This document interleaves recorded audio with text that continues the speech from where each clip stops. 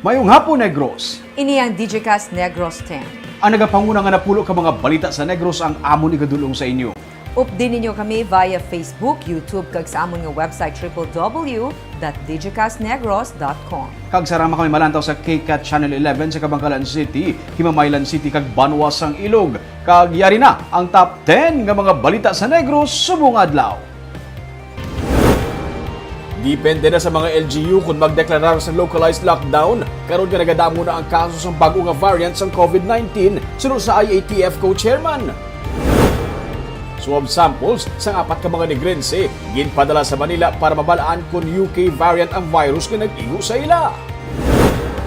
Sa Baguio City, lalaki nga ginserbihan sang warrant of arrest sa PNP Anti-Kidnapping Task Force, ginaligar nga nagbato na tiruan patay. Resort sa Barangay Pahanukoy sa Bacolod nga ginaligar nagpa-foam party ginpas sira. Kag sa Good Vibes, 2,000 ka mga kabataan ginpangtagaan sa libre nga meal sa isa ka fast food chain. Initanan sa Digicast Negros X. Sa number 10, nadula ng low pressure area nga yara sa pungsod sa nagligad nga semana. Base sa weather forecast ng Pag-asa, wala karon sang weather system nga yara sa pungsod, magluwas na lamang sa tail end of a frontal system nga yara sa eastern section sang northern Luzon. Nagaapekto sa gihapon ng northeast monsoon o kun amihan sa iban nga bahin sang Luzon. Ginapaabot ang mainit nga panahon sa masunod nga mga inadlaw sa Visayas, pero mahimo man ang pagluntad sang magulugan umon kag lapta-lapta nga pag-ulan. Mangin makanay man ang tubig sa baybayon. Sa number 9, sa Victoria City, babae nga police informant patay sa pagpangluthang. Patay ang 24 anyos nga si Maribeth Solatorio matapos gintiro sang wala pa makilalaan nga persona Biyernes sa gabi sa Barangay 3 sa Victoria City. Sa investigasyon sa PNP, ang biktima nagakatulog na ang ginpukaw lamang sang amay sang iyang 11th partner bangod sa may nagapangita sa iya sa gwa sang balay. Pagwa ni Solatorio, gilayon lang siya nga gintiro. Gindala sa ospital ang biktima pero gindeklarar nga dead on arrival. Nakuha sa crime scene ang isa ka empty shell sa kalibre 45 nga armas. Sunod sa kay Police Major Eduardo Corpuz, ang hepe sang Victoria's PNP, ang biktima ang natukhang naanay sang PNP kag karon nangin informant nga nagatudlo sa mga drug pushers sa Victoria City. Pamilya sang ilan nadakpan nga drug suspect nga ginatudlo ni Solatorio amo ginatanaw karon sang PNP nga may kahimuan sang pagpatay sa iya. Sa number 8, lalaki nga kuntani serbihan sang warrant of arrest patay matapos ginaaligar magbato sa kapulisan. Patay 51 anyos nga si Emmanuel Sampani matapos ginaaligar magbato sa kapulisan sang siya ang serbihan sang warrant of arrest sang Biyernes ng gabi sa Barangay Dulao sa Baguio City. Ang PNP Anti-Kidnapping Group gikan Krame upod sang intelligence unit sang NOCPO kag BCPO amo ang nagapanguna sang pagserbe sang warrant of arrest kay Sampani nga wanted sa kaso nga murder. Sa investigasyon sang PNP, sakay si Sampani sa iya motorsiklo kag sang makita ng kapulisan, siya ang nagpanaog kag nagdalagan sa katubuhan agud magpanago. Samtang nagapanago suno sa pulis, siya ang nagpalupok sang iya armas sa mga operatiba kabangdanan nga nagbalos palupok ang mga pulis kag naigo si Sampani nga nagresulta sa iya kamatayon. Na-recover sa PNP gikan sa suspect ang iya duha ka pusil nga may unod nga mga bala. Ginpaidalom na sa paraffin test kag autopsy ang bangkay ni Sampani. Sa number 7, may 15 ka mga bagong nga kaso sa COVID-19 sa Negros Oriental. 5 ang bago ka mga kaso sa COVID-19 gikan sa Dumaguete City. Lakip na diri isa ka government employee kag isa ka market vendor. May 4 naman ka mga dugang nga kaso sa Tanay City, 2 sa Santa Catalina kag isa sa Bais, Shaton, Sibulan kag Dawin. May ara man sa 19 ka bago nga recovery ang Negros Oriental. Nagpanaog na ang active cases sa Dumaguete City sa 75 nga santuan ay naglabot sa masobra isa ka gatos. 1,308 ang total cases sa Negros Oriental kag 208 ang active cases. Sa number 6, nagsapol na ang Human Resource Department sa probinsya sa mga nurses angot sa Memorandum Circular nga ginpapanaog sang Department of Budget Management nga nag-apekto sa mga posisyon sang nurse. Suno sa gobernador, magasakripisyo anay ang mga nurse bangod ang budget sa probinsya sa 2021 ang nasandig sa DBM instruction kung sa diin na-downgrade ang posisyon sa mga nurse magluwas sa Nurse 1. Pero suno kay Lacson sa 2022, magahimo sang bag-o nga mga posisyon ng probinsya kung sa diin ang mga apektado amo ang patuhuyan. Negatibo man ang nanging reaksyon sa mga nurse suno sa kay Gobernador Lacson, wala naman sila may mahimo pa kay nagasunod man lamang sila sang mando sang DBM. Nagpapanaog sang circular ang DBM kung sa diin gin-modify ang position sa mga nurse para mapatuman ang mas mataas nga minimum salary for entry-level nurses. Gikan sa salary grade 11 nga 2,300 ang entry-level nurse o kung nurse 1, magabato na sang salary grade 15 o kung na 32,053 nga sweldo sumugod sini nga Enero. O galing may provision sa among nga memorandum nga nag-downgrade sa mga posisyon sa mga nurse. Ang nurse 2 to 7 nag 1 rank lower sa among nga title. Ehemplo sang nurse 2 nga sa tuanay nagabaton sang 32,053 ang mahimo na nga nurse 1 sa kasubong sa gihapon nga sweldo. It's a policy from national government, no?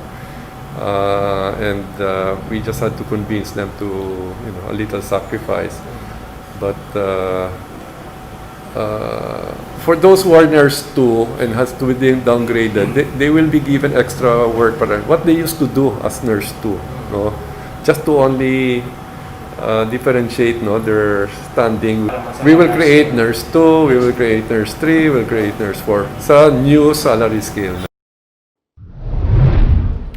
Sa number 5, may duha ka mga pribado nga mga kumpanya nga nag-apply bilang Private Vehicle Motor Inspection Center sa syudad sa Bacolod.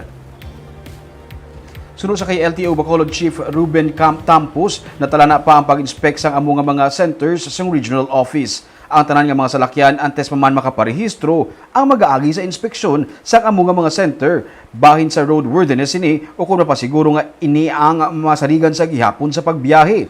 Sunod sa kay Tampos, kabahin ini sang Land Transportation Management System kung sa diin ginapaabot nga maging online na ang mga transaksyon sa LTO. May connectivity ang accredited centers sa LTO. Seriyon says, ang Rojas pa lamang ang mayara sa Private Motor Vehicle Inspection Center nga nag-operate. Sa Bacolod, ang duha ka mga Private Motor Vehicle Inspection Center ang napahamtang malapit sa Breadco area kag sa Alihis. Sa karon, wala pa man sang guidelines nga nabato ng LTO Bacolod sunod sa kay Tampos. Private po sa center, once na ma-activate na siya, pag ma-approve na sa duty, harap permit to operate, then tanan niya sa lakyan, maagil sa ilang center, sa ilang inspection center, prior ka mag-register sa LTO. We are waiting ng isang guidelines, sa implementing order, rin sa central office.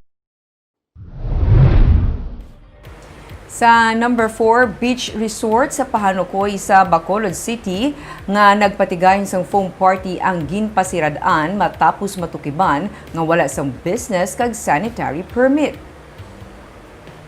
Ginbisitahan sa City Legal Office kag Business Permits and Licensing Office ang amo nga resort kag natukiban nga nagsugod na ini sa pag-operate nga wala pa sang may ginakaptan nga nagakaigo nga permit. Base sa investigasyon sa Bacolod Emergency Operations Center, wala nakahibalo ang barangay nga may ginhiwat nga foam party ang mga pamatanon kung sa diin wala nasunod ang minimum health protocols.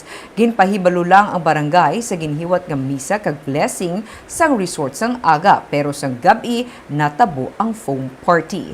Nagpatigayon man sang separado nga investigasyon ang PNP sa natabo. Base sa text message nga ginpadala sa tag-iya sang resort sa Digicast Negros, iya ginsiling nga mga miyembro lang sang ila pamilya ang nagtambong sa foam party kag wala ginbuksan sa publiko. Nagasuksok man sila sang face mask kag nagsunod sa social distancing. Ginpahayag naman ni City Legal Officer Attorney Joselito Bayatan nga bisan mga pamilya lang sa tag-iya sa resort ang nagtambong sa foam party, makabig sa gihapon nga nag-operate ang establishmento bisan wala pa sang permit. Actually, we consider that as an operation. Kaya the nature of the business alone is for public entertainment and for leisure. So it could not be an excuse na it would only be for the family members. The occasion alone, as we see that in the Facebook, will indicate that there was really an event that was open for the public. Sa number 3, Bacolod Emergency Operations Center nagapanugyan sa mga ginikanan nga hindi anay pagdalon ang mga kabataan o mga menor de edad sa mga pampubliko nga mga lugar. Ini matapos nga nagpahanugot na ang National Interagency Task Force Against COVID-19 nga pwede na makagwa sa balay ang mga nagaedad 10 tubtob 14 anyos sa mga lugar nga yara sa idalom sang Modified General Community Quarantine subugod sa badason nga bulan. Sunod sa kay Dr. Chris Orongon, Deputy for Medical sa Bacolod EOC, dako ang risgo nga malatnan sang virus ang mga kabataan bangod babudlay para sa ila ang pagsunod sang minimum health protocols kasubong na lamang sa pagsuksok sang face mask ag face shield. Gani mas maayo nga sa sulod sang panimalay na langit-anay ang mga kabataan samtang mayara pa sa gihapon sa mga kaso sa COVID-19 sa palibot kag wala pa sang bakuna. Plano man karon sa ang Department of Health nga maghingyo sa National IATF sang postponement sa pagpanubo sang edad sa makagwa sa balay sa idalom sang MGCQ. Ini matapos nga may pila ka mga menor de edad nasa pungsod nga nakaangkon sa bag-o nga variant sang COVID-19 gikan sa United Kingdom. What if makasunod na di sa ato ng bagong variant? Anong characteristics ng bagong variant? Easily transmissible. So, ibon sa lingon, kung sang una, isa 5 subog, isa 10, isa 7, isa 15. So, yung sigida dasing na paglaptati, hindi ta na gusto matabo sa syudad, kaya kung matabo na, maisip yun naman kita, sarado naman nato negosyo, tinir naman kita pa lang sa balay. Sa number 2, swab samples ang mag-asawa nga gikan sa United Kingdom nga nagpositibo sa COVID-19 ang igapadala sa Genome Center supong nga adlaw upod ang swab samples ang duha ka iban pa nga mga negrense. Sunod kay Governor Eugenio Jose Lacson, gin-re-swab ang mag-asawa bangod ang una nga gingamit nga kit ang para sa stranded individual imbes ang para sa returning overseas Filipinos. Pathag ni Lacson, lainay ang kits para sa LSI kag ROF. Ang mag-asawa ang una na nga nag-declare nga sila ang LSI.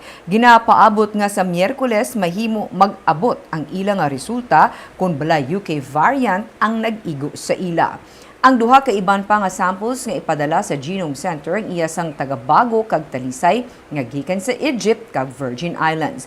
Kung magpositibo man sila sa UK variant, nagakasayuran nga yara na ang bago nga variant sa probinsya. Kasubong sa gihapon ang protocol nga ipatuman suno kay Lacson. Samtang kung kinahanglan gid man nga para makumbinsi ang publiko nga magpabakuna, bukas ang gobernador nga magpanguna sa pagpabakuna. Madamo suno sa iya ang nagapangduha-duha pa. Sa iya nga bahin luyag niya nga magpabakuna kasubong nga bakuna kontra COVID-19 sa Santo Papa. Well, we have to be careful, but the treatment's the same. The number of days, the quarantine period, and it will tell us that the UK variant is already Negros Occidental. No, that's the bottom line. No? Kag sa numero 1 sa mga balita subong adlaw, karon nga amat-amat na nga nagadamo ang UK variant nga COVID-19 diri sa pungsod sa Pilipinas. IATF co-chairman nagsiling nga magadepende na sa mga alkalde kag sa mga gobernador kung bala magadeklarar sila sang localized lockdown. Samtang una nga batch sang bakuna kontra COVID-19 ginapaabot sa bulan sang Pebrero. Yaring report. May 17 na ka mga kaso sang UK variant sang COVID-19 sa Pilipinas. May nagasiling nga base mag-lockdown na naman ang bilog ng Pilipinas pero paatag ni Secretary Carlo Nograles, wala sang amo nga plano ang gobyerno sa karon. Nagadepende sa mga alkalde kag gobernador ang pagdeklarar sang localized lockdown para hindi magdamo ang malatnan sa virus pero kinahanglan anay nila magkuha sang pahanugot gikan sa Regional Interagency Task Force. under the guidelines naman natin, all mayors and governors also have the ability na mag-localized lockdowns.